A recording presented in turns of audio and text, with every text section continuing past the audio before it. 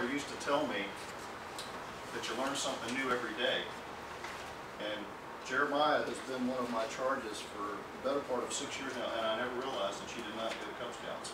So I've learned something new here today.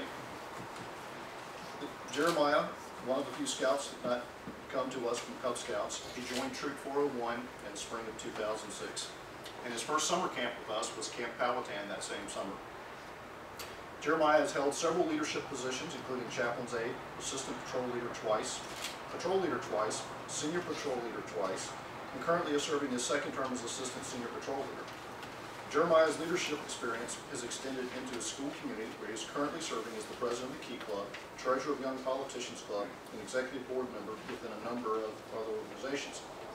He will graduate from the Ocean Lakes High School Math and Science Academy this summer and plans to study political science and economics at either the University of Virginia or Duke University. During his time with the troop, Jeremiah has participated in a wide variety of activities, including whitewater rafting, canoeing 52.5 miles down the New River, completing a mile swim, visiting Valley Forge, Mount Vernon, Philadelphia, and a number of historic places, participating in wreath-laying ceremonies at the Tomb of the Unknown Soldier and at George Washington's tomb, backpacking on the Appalachian Trail, and recently Philmont this past summer, where the crew hiked approximately 90 miles and camping at Claver Lake Aquatics Camp. With the troop, Jeremiah has earned 27 merit badges, camped 115 nights, hiked 182 miles, and completed 168 hours of community service. For his Eagle Project, Jeremiah directed the planting of over 500 native species of wetland plants in and on the shore of Mount Trashboard Lake. Doc Mom, if you'll please come forward. We have the honor of sharing some personal reflections with Jeremiah. I will let you start. We're going to lighten this thing up. I'm serious. Now the fun begins. Well, Jeremiah came to us as a little fella. Not so little anymore as far as height goes and that. But I'd like to share his second summer camp. Jeremiah, midweek, he went over to Mr. Black's tent and woke him up in the middle of the night and said, "Mr. Black, I don't feel very good." And he threw up a couple times, and Mr. Black did what he could, and they got me out of bed early in the morning, and I did what I could, you know, because most of the time I am a nurse by trade, so most of the time I try to treat our guys. They very seldom go to the health lodge.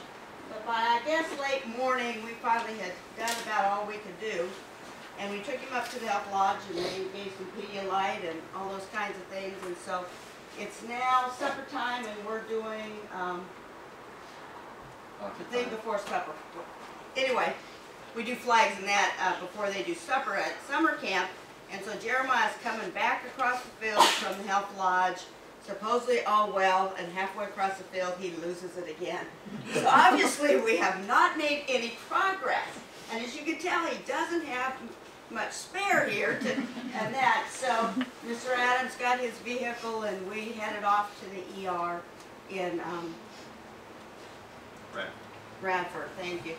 I'm not familiar with those towns up there. Anyway, we got to the ER. They were doing construction but I was blown away because I walked in the door, and you know, with permission slip and physical in hand, I laid it down and I said what was going on with the young man, and she took all the information and that. We did not hardly get our bottoms in the chairs. Literally, Mr. Adams had parked the vehicle, and we all just set our bottoms down before they came and got Jeremiah. I was just amazed. He was taken to a locked pediatric unit, which I was really amazed at that in the ER. Within 15 minutes of walking through the door, he had an IV running. It was another 2 hours before we saw the doctor and that. But, you know, he did a great job. He did a fuss and that through that whole thing. But that was kind of a dramatic event for you and that. So now we're going to share some fun things. Well, that version doesn't really do it justice here, so we're going to add to that. Now, I had never seen Doc Mom in her full work format. We pull into the hospital, she and Jeremiah are like they own the place. I'm in the dust. Getting him in there, she was moving. I walk in, it's like, where'd everybody go? They're back in the unit. Now, the whole time this was going on, Jeremiah never complained. And that is really something that he's done throughout his entire scouting career. And whether he was happy, sad, whatever, he's just gone quietly about getting the job done. And throughout this, we were there several hours. You know, a lot of scouts would have been flipping out with everything that was going around. He's just sitting there like it's a walk in the park. And about 4 hours later, you know, I'm about stressed to the max. I'm like, oh my God, you know, really something wrong. She and Doc, Mom, they're not worried about it. About 4 hours, he looks at me and says, "I think I could get something to eat." So after everything took effect, you know, he's ready to go. Now, when we first started talking about backpacking, Mr. Fontenot, Mr. Riley here, Mr. Fitch and I had loaded their pockets with rocks we couldn't have made 50 pounds. So we're up here trying to figure out how in the world am I going to keep this backpack to about 25% of his body weight. And that would have been the pack in one Nalgene at the time. So the fact that he has grown into what he has today, and actually to Philmont, where he's pretty much, having done Philmont myself, he had probably close to 50 pounds in his pack every day, most every day when he was on the trail. How did you manage to get away with that? I'd not pack random stuff I didn't need.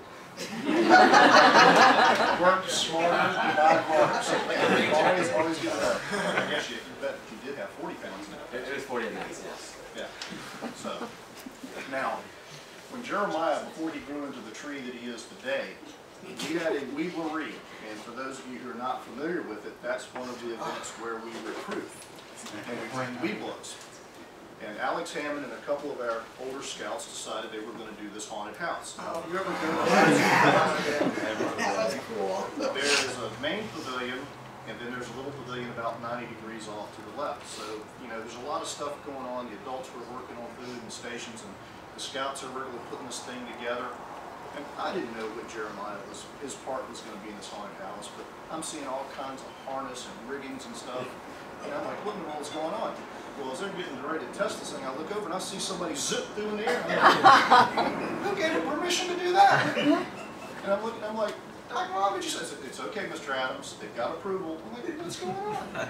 Well, they've rigged up some type of thing, I would call it a glorified bosun's chair, and they're zipping him up and through the rafters of this thing as part of this ghost that they had going through the pavilion. Now, I don't know that they could pull it off today because you've shot up. But I'm proud of you. You're one of my boys, as well as some of these guys here that got the Eagle hardware. And you're living proof of a wise man that once told me that solitary trees, if they grow at all, grow strong. Congratulations. Stephen, please. Now I want to talk a little